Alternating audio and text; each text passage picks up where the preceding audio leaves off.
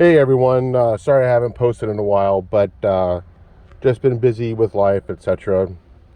So here's an interesting information about my XJ. I have a 96 XJ Sport, and I get in to start it one day, and this happens.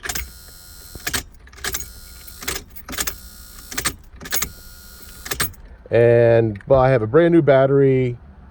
It's got 199,000 miles on it, and I'm like, So did some research, and I figured out, look, I've got an awful lot of play in that. That doesn't seem right. And even when I first couple clicks, it doesn't really engage the on position until it's way forward. Like if you look at that, here's off.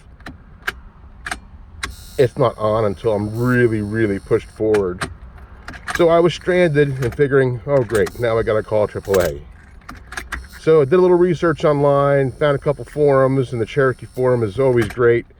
And I found a way to avoid having to get a tow truck. And I'll show you how to do that right now. So what you do is you get a screwdriver, little flat-headed screwdriver, and a pick. And I'm gonna do this in one take, so bear with me.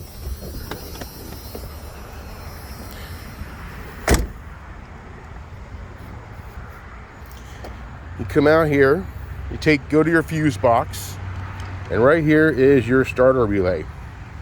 So I pulled the whole relay out, and I took the cover off.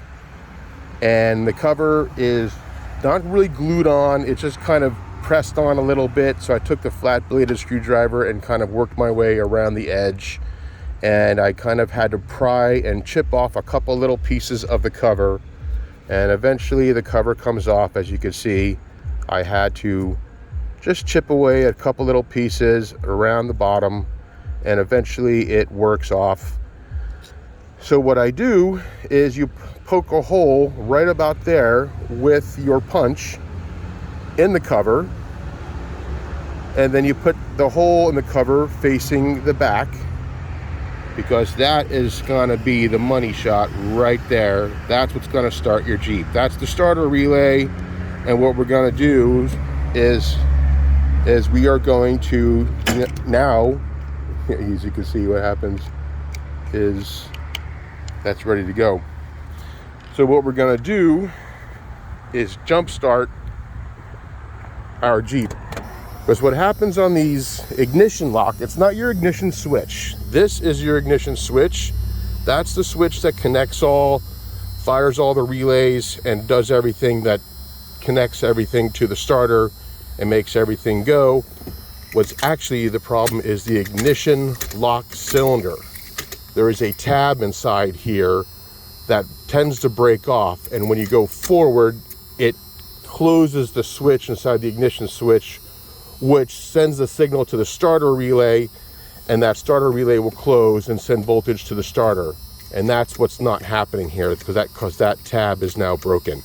So when you're stranded and that happens, get your key to the on position.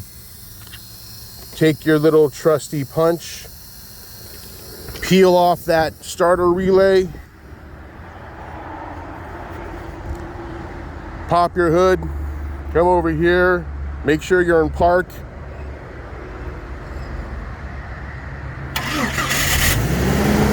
and punch that relay closed. And basically what you just did is you simulated the turning of that key to close the ignition switch to send the power to that relay to start the Jeep. There you go, folks. If you have I imagine that's going to work on any Cherokee. Don't tow your Jeep home. If you've got a free spinning lock cylinder and you can't start your Jeep, just short it up at the starter relay. It's much safer than crawling around the ground and rather than sticking a screwdriver across the starter solenoid at the starter. All right, hope this helps someone. It helped me.